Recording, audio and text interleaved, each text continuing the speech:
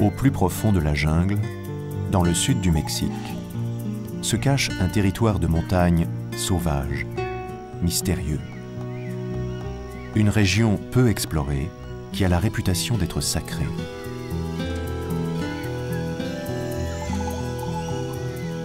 Au milieu, serpente une rivière oubliée, les gorges profondes du Rio La Venta.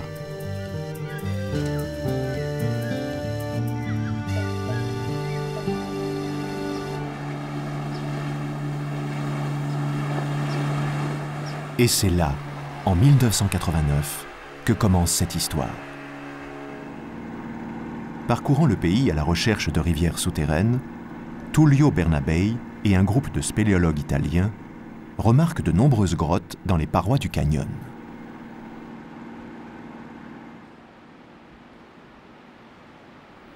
Ils y grimpent et constatent avec surprise qu'ils ne sont pas les premiers à y pénétrer. Sans le savoir, ils viennent de retrouver les traces d'une civilisation disparue, les Zoque.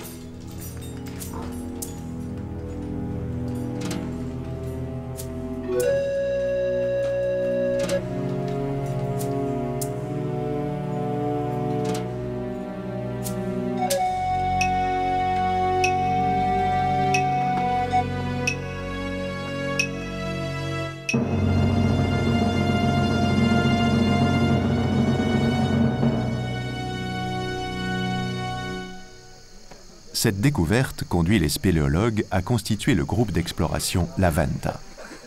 En 1997, après 8 ans d'investigation, ils mettent leurs connaissances au service de la science et montent une expédition à laquelle participent une quinzaine d'archéologues.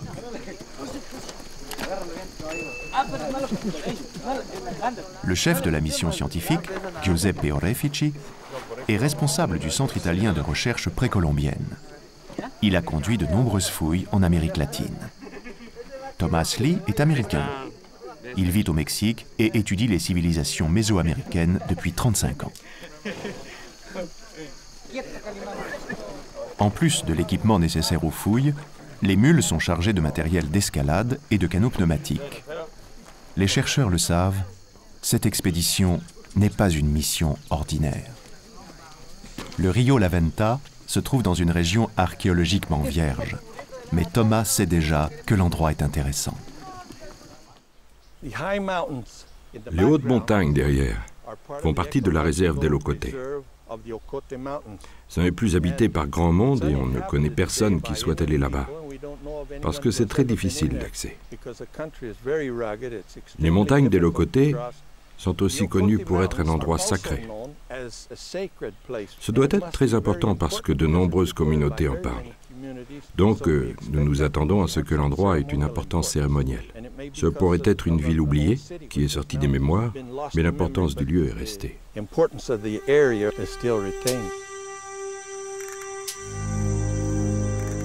Dans des forêts aussi profondes, les premiers explorateurs découvraient il y a 300 ans les ruines des civilisations précolombiennes.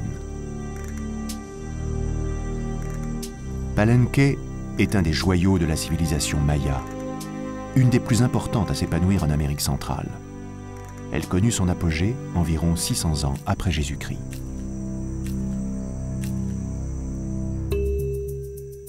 Le souverain et les grands prêtres rendaient la justice entre ces murs, et leur pouvoir sacré ne souffrait aucune contradiction.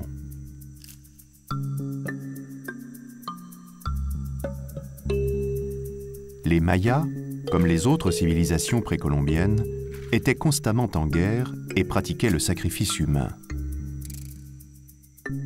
Les peintures murales de Bonampak montrent des prisonniers aux ongles arrachés, implorant la clémence du roi avant d'être décapités.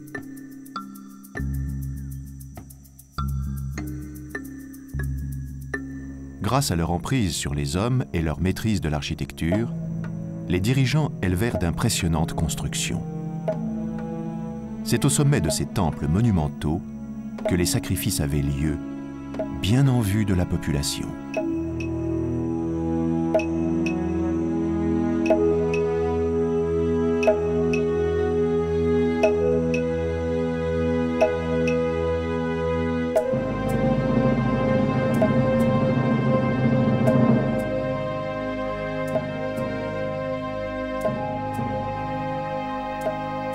Pendant longtemps, les Mayas furent crédités de l'invention de l'écriture dans cette partie du monde.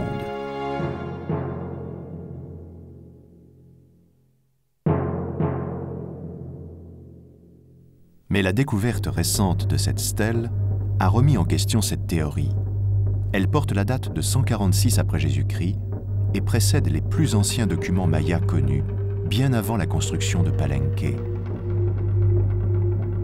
Avec plus de 400 signes, c'est le plus long texte gravé d'Amérique centrale.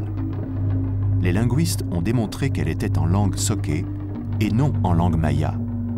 On ne sait presque rien sur ce peuple énigmatique dont la civilisation s'épanouit avant celle des Mayas. La langue soké était parlée sur tout l'isthme de Tuomtepec. Très peu de sites ont été étudiés. C'est au cœur de cette zone que se trouvent les forêts impénétrables et les gorges mystérieuses du Rio La Venta. Durant cette première mission, les chercheurs vont se faire une idée d'ensemble du site pour déterminer les axes de recherche des années à venir. La grande aventure commence. Dans le canyon du Rio La Venta, nous avons vu environ 250 grottes. Vues, pas explorées. Et depuis 1994, nous en avons exploré une cinquantaine. La plupart contiennent des restes archéologiques.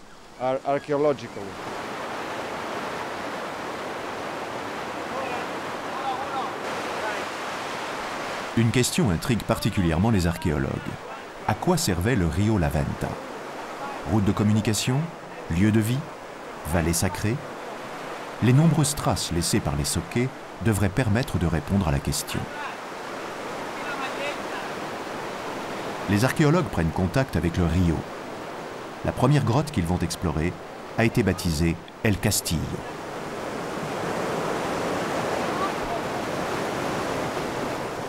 Elle se trouve dans un endroit tellement encaissé qu'aucun chemin ne peut descendre du plateau. Le seul moyen de la rejoindre est de prendre des canots pneumatiques et de descendre la rivière sur quelques kilomètres.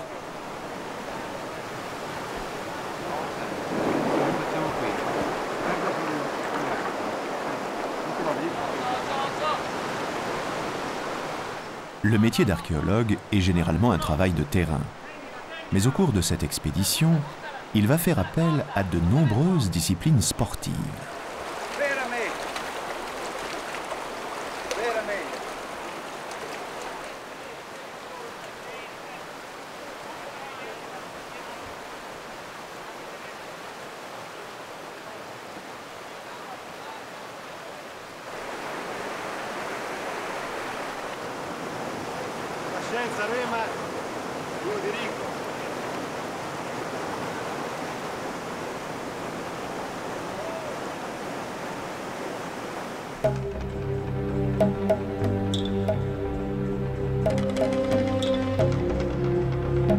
La grotte est située dans la falaise à une hauteur de 70 mètres.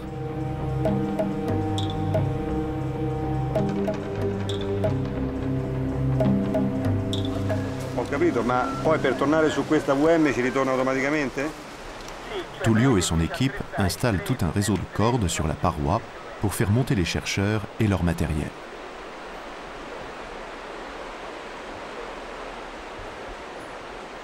Pour accéder à la grotte, les Sokés devaient emprunter cette petite langue de végétation. Une ascension très dangereuse. Qu'une racine lâche et c'était la chute. Lors d'une précédente expédition, les spéléologues ont trouvé des restes humains dans cette grotte. Ceux qui vivaient là étaient d'excellents grimpeurs.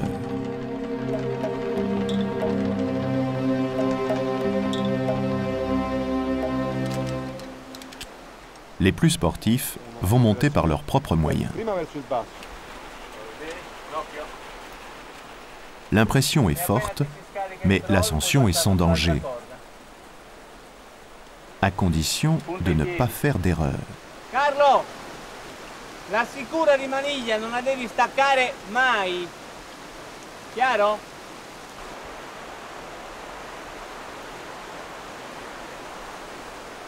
Les archéologues plus âgés vont être hissés avec une corde à la force des bras. Quand on a une soixantaine d'années et qu'on n'a jamais fait ça, il faut un courage certain pour tenter l'aventure.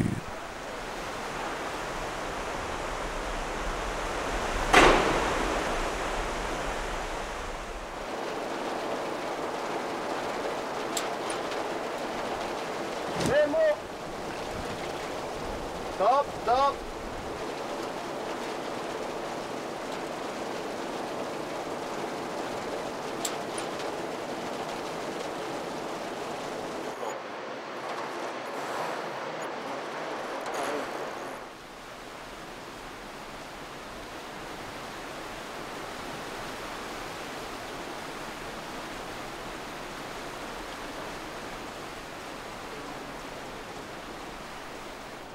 La grotte n'est pas profonde. Il s'agit plutôt d'une grande anfractuosité de la falaise.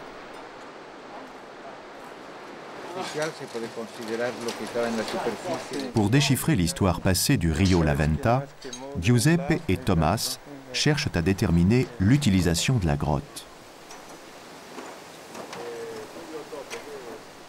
Les signes d'occupation humaine sont manifestes. Ce sont de petites terrasses destinées à mettre le sol à niveau. Mais la fonction du lieu n'est pas évidente. Les fouilles permettent de mettre au jour un dessin gravé dans le stuc d'une des terrasses. Sa coiffure de plumes indique qu'il s'agit d'un personnage important.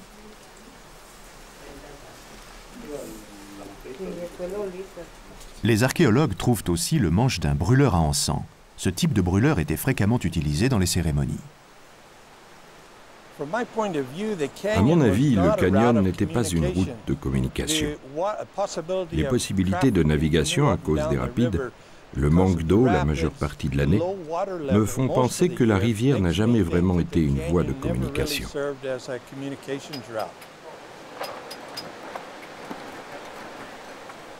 Nous pensons que ce site est cérémoniel. Pourquoi ? Premièrement, parce que les planchers étaient recouverts de stuc. Ensuite, nous avons une série de terrasses qui convergent vers un autel. Troisièmement, la céramique retrouvée est de type cérémoniel. Et surtout, la grotte n'a pas été utilisée souvent. On peut parler de 4 ou 5 fois, compte tenu du petit nombre de foyers que l'on a retrouvés.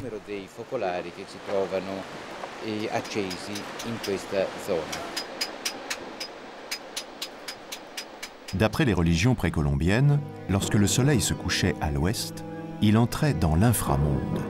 Pendant la nuit, il combattait les forces des ténèbres pour revenir victorieux le jour suivant. C'est pour l'aider dans son combat que les hommes devaient faire couler le sang et pratiquer des sacrifices humains. Il ne serait donc pas surprenant que les grottes aient eu une utilisation religieuse, car les anciennes civilisations voyaient en elles des points de passage entre le monde des vivants et l'inframonde, le monde mystérieux et souterrain des morts.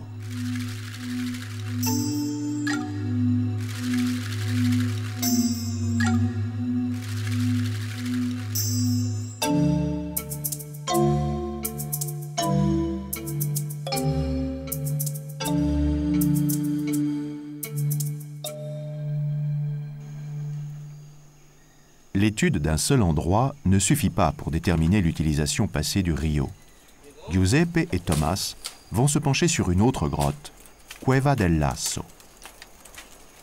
Elle est située environ 150 mètres au-dessus de la rivière.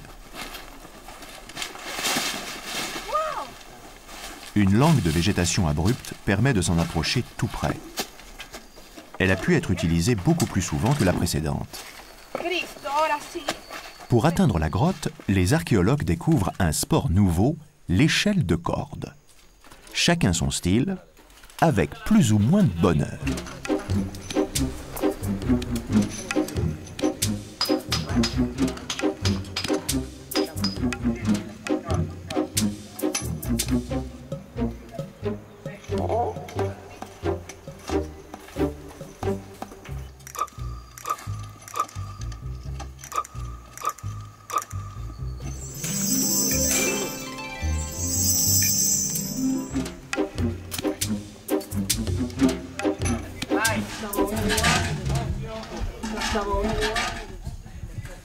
No, la sacca di Giuseppe ora la porto su io perché c'ero...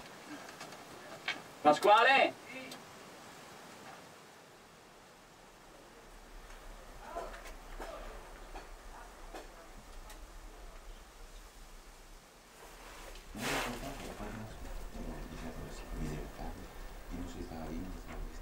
Giuseppe et Eliseo Linares, le responsable archéologue mexicain, font une première inspection de la grotte. Contrairement à la précédente, elle ne comporte aucun aménagement. C'est seulement en étudiant les objets trouvés dans le sol que les archéologues pourront savoir ce qui s'est passé ici. L'histoire de la grotte est là, bien cachée, enfouie dans la terre.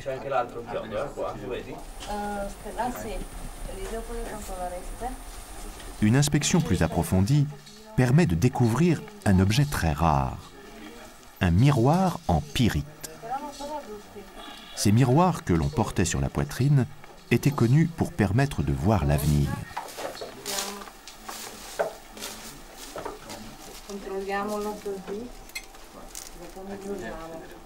Une petite statue de jaguar en terre cuite repose par terre. Le jaguar jouait un rôle essentiel dans les religions mésoaméricaines. Il était associé aux dieux et à l'inframonde et symbolisait le combat du soleil pendant la nuit. Ces importantes découvertes suffisent à convaincre Giuseppe de fouiller l'intégralité de la grotte.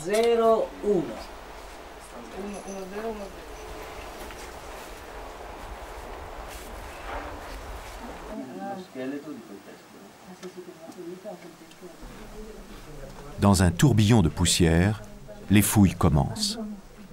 Il est parfois nécessaire de porter un masque.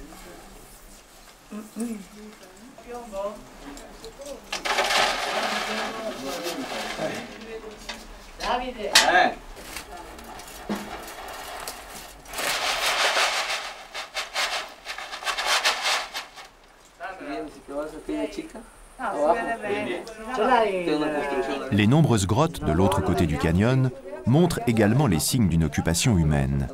On y aperçoit des murs, probablement destinés à mettre le sol à niveau. L'utilisation intense de ces grottes par les Sokés est surprenante.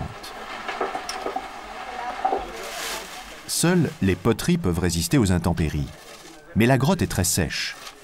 Les archéologues mettent au jour des objets qu'on ne trouve que très rarement dans les régions équatoriales, comme ces éléments de décoration taillés dans l'écorce d'un potiron.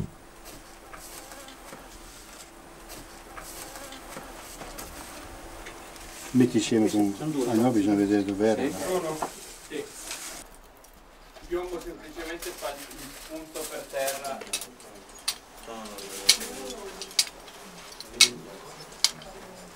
It's a cloth made for wearing in hot country. It's very light and delicate. Tout ce remue-ménage n'est pas du goût des occupants de la grotte qui déclenchent régulièrement des raids aériens.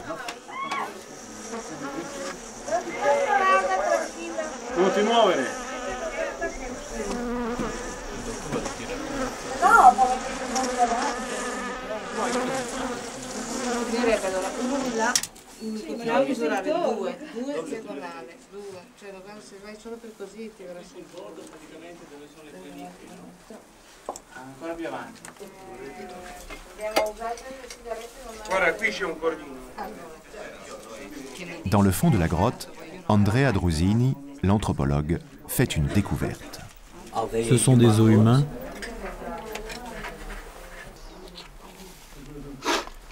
Oui, des os humains d'un bébé de 6 mois. ou un an. On voit un fémur et là un morceau du bassin. Des fruits, peut-être en relation avec le corps. Il était dans un sac? Peut-être. Il y a un petit sac de coton.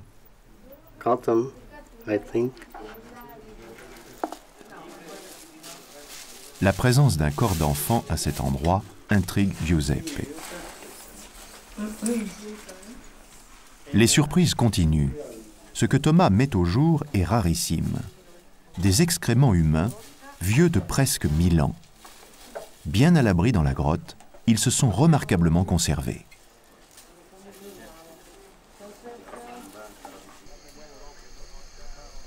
Pour le botaniste Luigi Piacenza, cette découverte est très importante.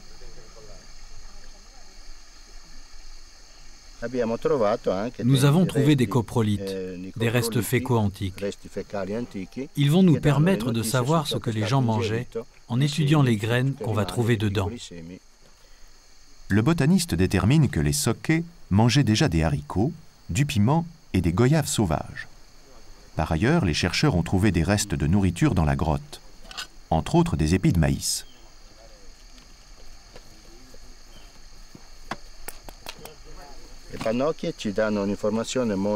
Le format et le stade de développement des épis fournissent des données très intéressantes, puisque nous trouvons de gros épis, ce qui témoigne d'une culture du maïs intense et de l'utilisation de bons engrais. Les Socchè, qui vivaient dans la région, avaient donc de bonnes connaissances en agriculture, ce qui laisse entendre qu'il s'agissait d'une société relativement développée.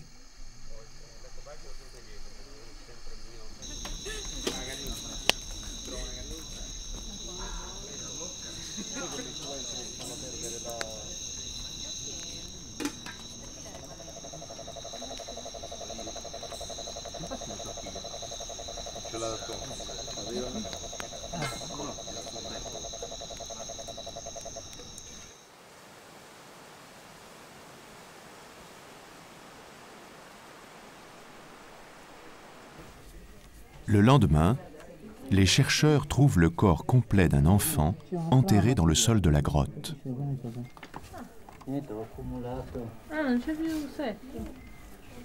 Il est enveloppé dans du tissu et les os ne se sont pas éparpillés.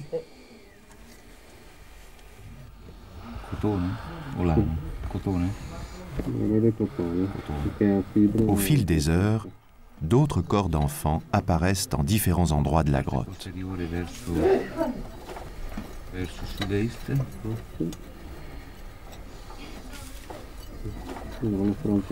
Bambino anche questo. E l'altro in fondo è bambino anche lui. Ecco, dello scavo di Thomas è uscito un dente di adulto, mescolato con le ossa di bambino. No, era un cantigliere, un molare. Quel molare? Ah, infantile. Lui me l'ha detto che era di adulto, questo. Il problema qui è che ci ritroviamo con una serie bella posizione notevole di...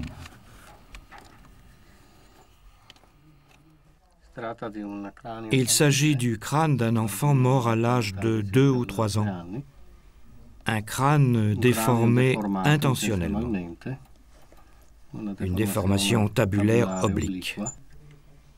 La déformation du crâne était une pratique culturelle courante dans toute l'Amérique centrale. On appliquait une tablette sur le front et le crâne s'allongeait.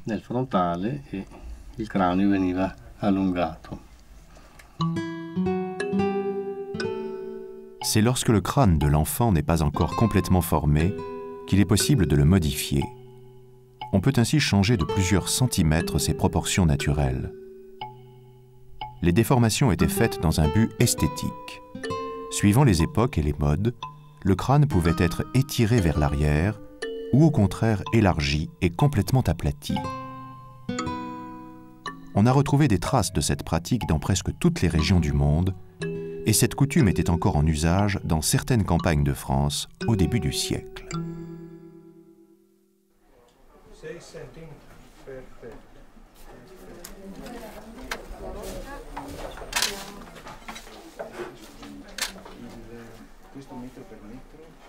It's quite possible that these child burials in here, as well as being... Il est tout à fait possible que cette tombe d'enfant ait fait partie de l'aspect cérémoniel de la grotte. Ce sont peut-être des enfants qui ont été sacrifiés et placés ici en offrande.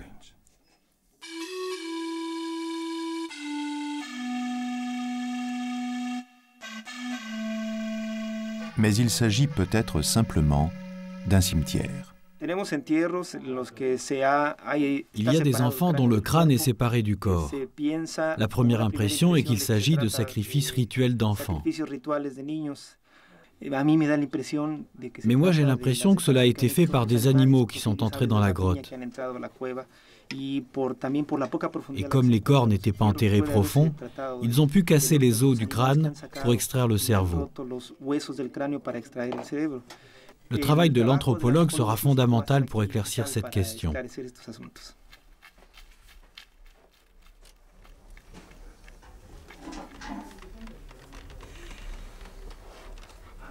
Celui-là fait partie des enfants que nous avons trouvés dans la tombe. Tous entre 1 an et 5 ans.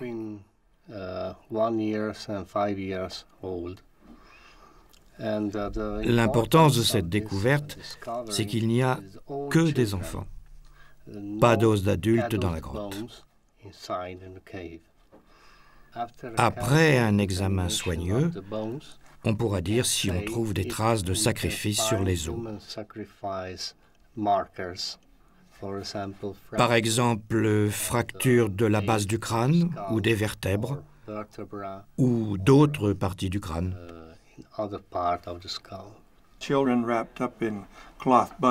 Des enfants enveloppés dans des bandages et enterrés juste sous la surface dans une grotte. C'est une très vieille tradition en Amérique centrale, où les enfants étaient sacrifiés, pour le dieu de la pluie par exemple.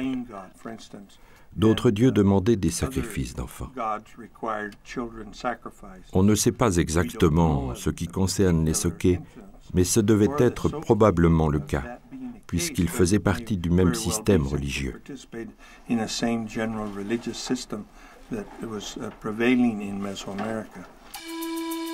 Les dieux des religions mésoaméricaines exigeaient quotidiennement du sang humain. La continuité de l'univers en dépendait. Chaque civilisation possédait ses propres méthodes de sacrifice. On décapitait, on lapidait, on brûlait, jusqu'aux terribles Aztèques qui ouvraient avec un couteau d'obsidienne la poitrine de leur victime encore vivante et leur arrachaient le cœur qu'ils plaçaient ensuite dans un réceptacle. Les nobles, eux aussi, devaient faire des sacrifices. Ils se mutilaient volontairement, se transperçant le prépuce ou la langue avec des épines pour faire couler leur sang.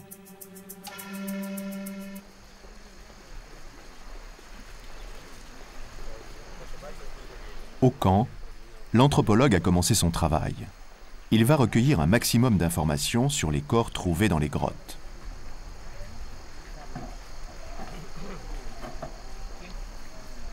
Les squelettes ne sont pas toujours complets. Sa parfaite connaissance des os lui permet de savoir combien il y avait de corps. Le compte donne 11 enfants. Hormis un qui avait 5 ans, tous avaient entre 6 et 18 mois.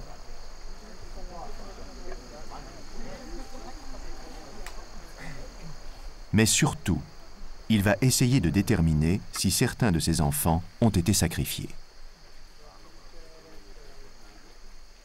Il s'agit d'un crâne déformé.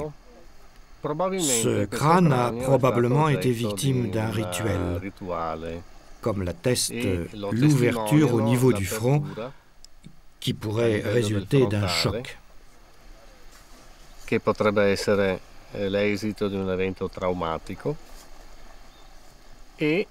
Surtout, l'élargissement de la base du crâne est identique à ceux pratiqués lors des sacrifices cannibaliques pour extraire le cerveau. L'ouverture est symétrique.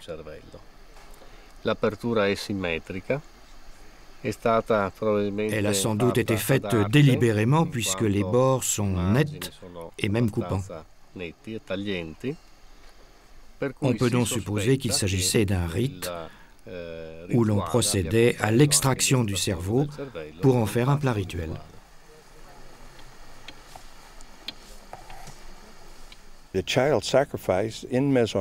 Les sacrifices d'enfants en Amérique centrale étaient généralement dédiés au dieu de la pluie. Le prêtre allait dans les rues et achetait un enfant à sa mère et l'emmenait pour le sacrifier sur une pyramide ou dans une grotte. C'est dur à croire, mais le prêtre était très heureux si l'enfant pleurait beaucoup sur le chemin du sacrifice, parce que cela prédisait une bonne saison des pluies l'année suivante.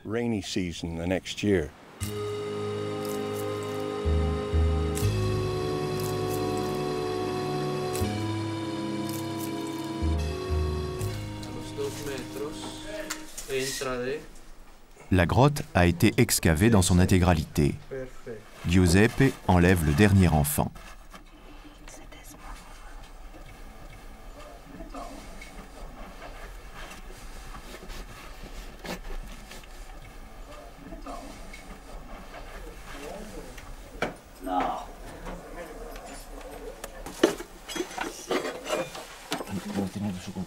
La tâche est délicate. Après presque 1000 ans dans le sol, le petit corps risque de se désagréger.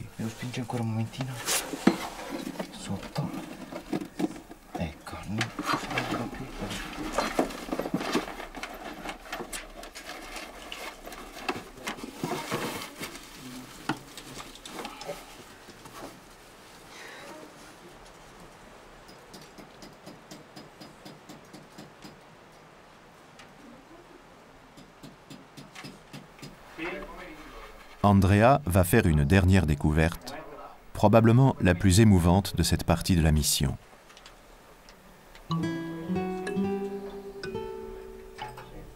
Un tout petit bracelet de cuir et d'os. Dernière trace d'une existence fugitive.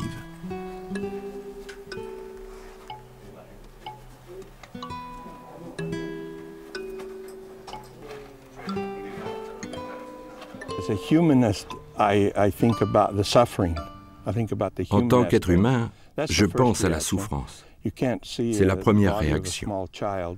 On ne peut pas voir le corps d'un jeune enfant sans avoir ce sentiment. Mais en tant qu'historien qui essaie de comprendre le passé, nous devons mettre ces sentiments de côté et regarder les faits pour essayer de comprendre ce que ça signifiait pour eux.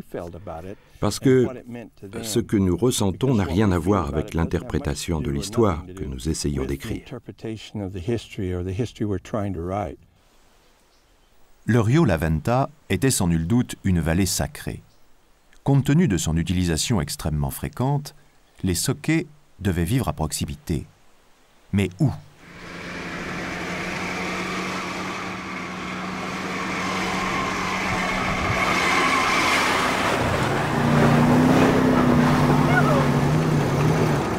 L'expédition se déplace sur le plateau qui surplombe le Rio La Venta. Malgré quelques difficultés, les archéologues partent à la recherche des villes Socché. Sur la rive gauche du Rio se trouve un petit village, Lopez. En Amérique centrale, l'habitat traditionnel était en bois, mais les centres cérémoniels étaient en pierre. Les habitants signalent des ruines à plusieurs endroits. Seraient-ce les traces des anciens temples Socché ?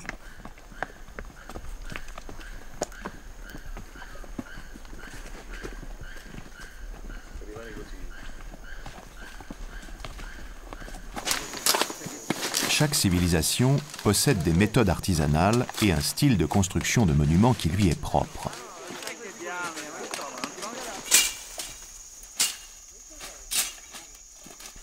Pour définir la civilisation Socché qui peuplait la région, Les archéologues doivent donc étudier les ruines pour déterminer leurs particularités architecturales et voir si elles correspondent à celles qui ont déjà été répertoriées dans les environs.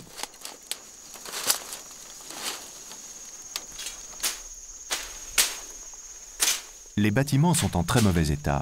La force lente et colossale des racines a réussi à venir à bout de l'harmonie des pierres. Mais il est tout de même possible de se faire une idée. Ce qu'ils faisaient à l'époque des civilisations précolombiennes, c'était de reproduire les montagnes parce qu'au sommet des montagnes, comme celle-là, en face, se trouvait l'accès aux dieux. Donc les centres cérémoniels recréaient des montagnes artificielles. Au sommet, dans les temples, les prêtres, hors de vue de la communauté, s'habillaient comme des divinités. Puis ils se montraient à la population qui était rassemblée en bas.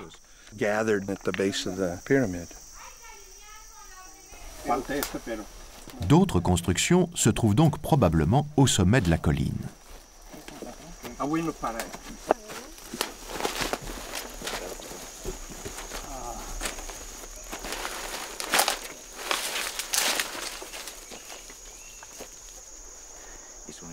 Effectivement, les chercheurs trouvent un édifice qui a moins souffert des attaques de la végétation. Y este es parte pues, del basamento, ¿no? Sí. Y este ya es más bien decoración. Decoración del edificio con un... Y aquí también tú lo ves. Esta no entra, sí. Esta sí. Esta sí, no entra, sí. Esta sí. Sí. Y es como es un detalle muy fina. Thomas et Giuseppe constatent tout de suite certaines caractéristiques très marquées. Ce sont des parties saillantes géométriques en pierre qui devaient contribuer à l'esthétique du monument. Plus loin, Giuseppe et Thomas découvrent des niches. Les deux archéologues sont formels. Ce style de construction n'a jamais été répertorié. Mais la petite taille de ce site laisse entendre que ce n'est qu'une ville annexe. Les archéologues sont convaincus qu'un centre cérémoniel beaucoup plus important se trouve ailleurs.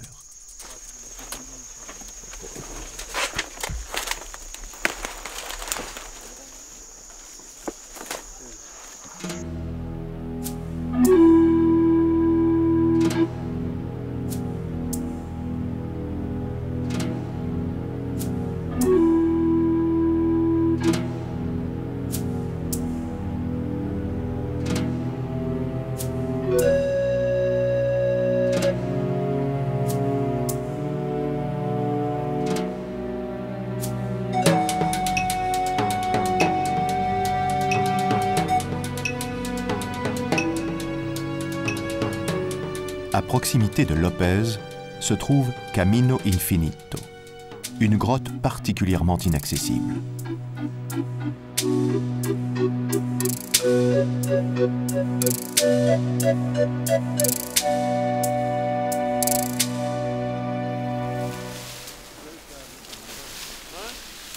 Giuseppe et Thomas se demandent si cette grotte, malgré son isolement, a aussi été le théâtre de sacrifices rituels. Pour l'atteindre, les archéologues vont être descendus dans le vide au bout de 150 mètres de corde.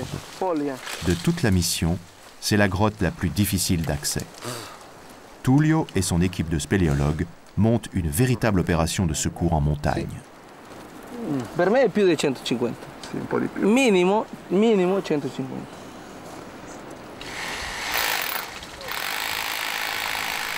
Thomas Lee pèse près de 120 kilos.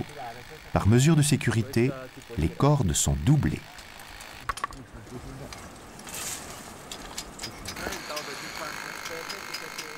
Il n'est pas impossible que les Sokés se soient risqués aussi haut dans les falaises pour accomplir leur rite, car le sacrifice était un des fondements de la religion. Le peu d'importance que les civilisations précolombiennes attachaient à la vie humaine est parfois déconcertant. Quand deux familles avaient un problème de terre, par exemple, elles se mettaient en ligne, face à face, Le chef, qui avait un grief contre l'autre, tuait quelqu'un de sa propre famille. L'autre devait répondre en tuant aussi quelqu'un de sa famille. Et chacun à leur tour, ils tuaient un membre de leur famille, jusqu'à ce que l'un des deux décide qu'il avait tué suffisamment de monde et il avait perdu par abandon. C'est certainement une manière très différente de regarder la vie et la mort. I'm thinking about death. No, that's not true. I know we're secure on these ropes. So, are you ready? I'm ready. Let's go. Okay. Ready or not? Here we go. Right. Ok! Sì. Cala! Vediamo un po'. Cala pure, va bene così. Va benissimo così. Cala! Però sono incrociate queste corde qua, non capisco perché. It's all right, just like an elevator. There's no floor, but... Come va Giuseppe? Bene! Cala, cala, Giulio. Vai.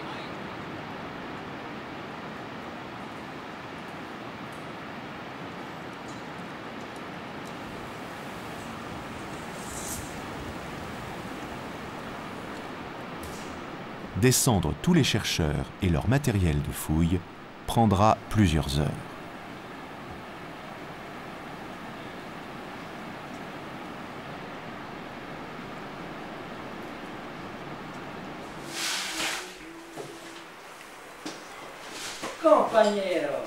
Dans la grotte, les archéologues remarquent rapidement 4 gros galets qui proviennent de la rivière.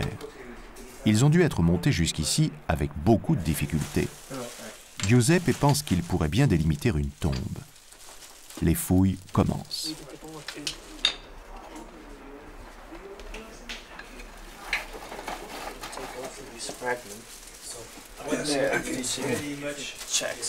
Les chercheurs mettent au jour plusieurs brûleurs à encens dont les manches sont des représentations divines.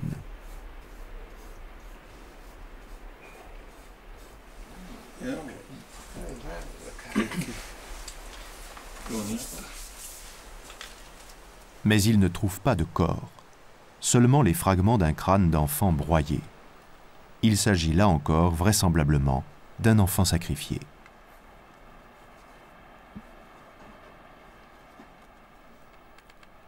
La principale découverte est d'une autre nature.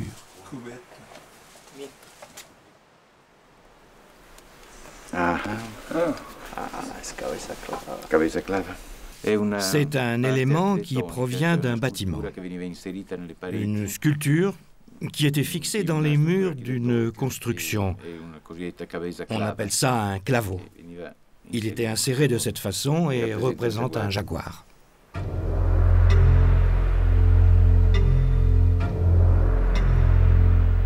L'idée est dans tous les esprits. Il provient peut-être de la ville perdue. Les archéologues ont hâte de repartir à sa recherche. Mais les fouilles ont duré plus longtemps que prévu. Les spéléologues peuvent grimper dans le noir. Mais les chercheurs vont devoir passer la nuit dans la grotte.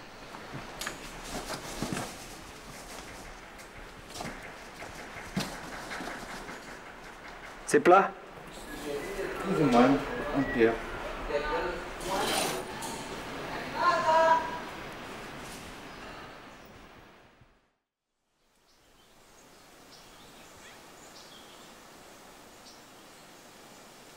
Ammazza! Prendila! Via! Schiaffo! Mamma mia, ragazzi! Scorre pure qua,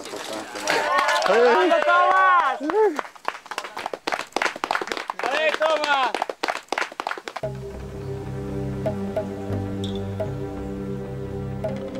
Les archéologues pensent que la ville oubliée pourrait se trouver de l'autre côté du Rio Laventa, dans la mystérieuse forêt des Locoté. En effet, des photos en relief prises d'avion par Tullio laissent deviner des formes géométriques enfouies dans la végétation.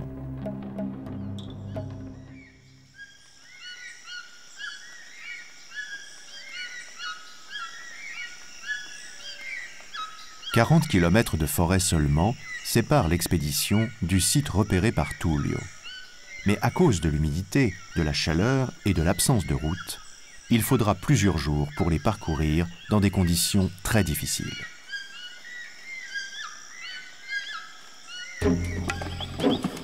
Adelante.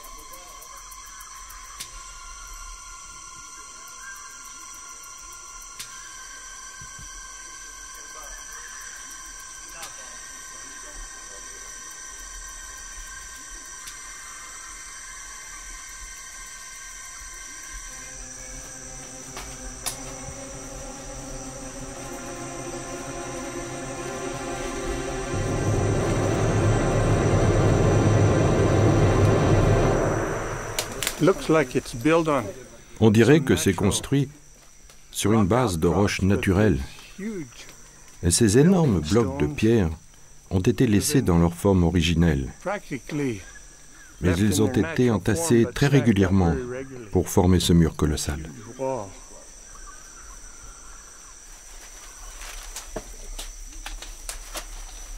Les archéologues constatent rapidement que ce centre cérémoniel est beaucoup plus étendu que le précédent. La découverte est plus importante qu'ils ne l'imaginaient. Sur le terre-plein central se trouvent plusieurs constructions dont certaines sont remarquablement bien conservées.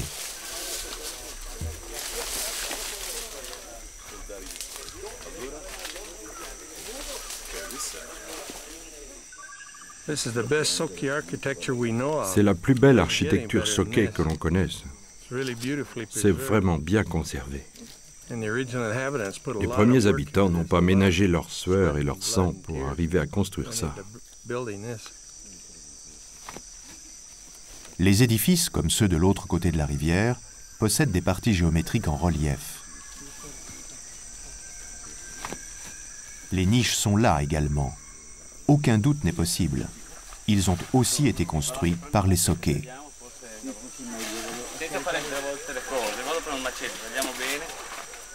Les archéologues doivent maintenant étudier précisément la disposition du site. This is the doorway. Yeah, this is the entrance. Here's one of the doorways. In any case, right here, this. Nous sommes en face d'une grande structure qui se referme avec cet autre côté, formant une place centrale, une plateforme. Et il y a une autre grande structure mégalithique qui accompagne les murs que nous venons de voir. Mais c'est impossible à voir pour un profane tout ça. Ah si, la plateforme est ici, toute la plateforme, entourée de cette construction qui continue de l'autre côté, et de cette longue plateforme qui se referme sur l'autre plateforme de l'autre côté. Le meilleur moyen de se faire une idée exacte du site est de le mesurer et de le mettre sur papier.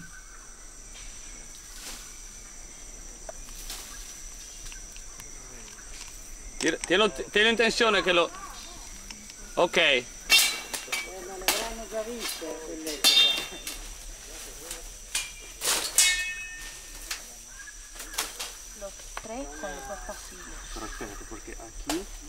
Les reconnaissances ont permis d'identifier 5 bâtiments principaux. Giuseppe pense qu'ils étaient recouverts de stuc, car il en a trouvé des traces entre les pierres. À quoi pouvait bien ressembler ce site il y a 1000 ans, du temps de sa splendeur?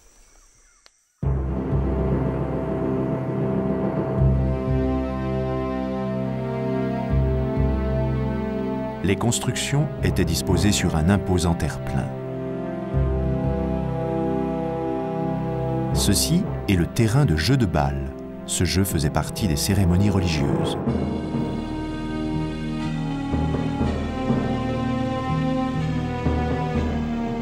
Seuls le roi et les prêtres conseillers vivaient dans les murs de la cité. Le reste de la population, indispensable à la construction de tels monuments, habitait dans des huttes dans les champs environnants. Ces temples symbolisaient la toute-puissance de la classe dirigeante.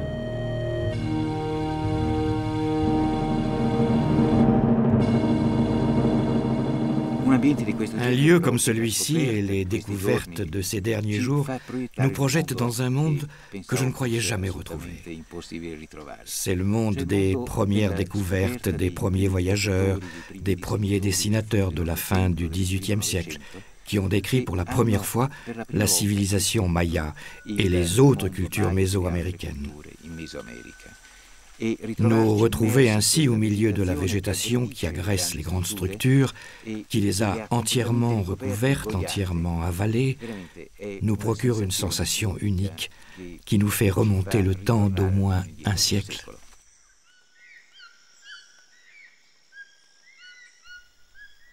L'expédition a permis de constater que les gorges du Rio La Venta furent utilisées par les Zoqués comme une vallée sacrée.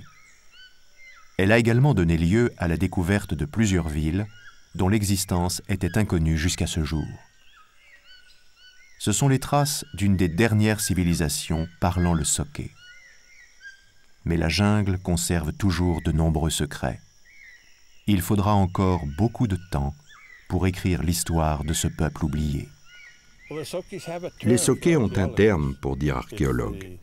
C'est celui qui fait parler les pierres. Notre grand problème est, est-ce que nous les faisons parler correctement, parce que ce que nous cherchons, c'est la vérité.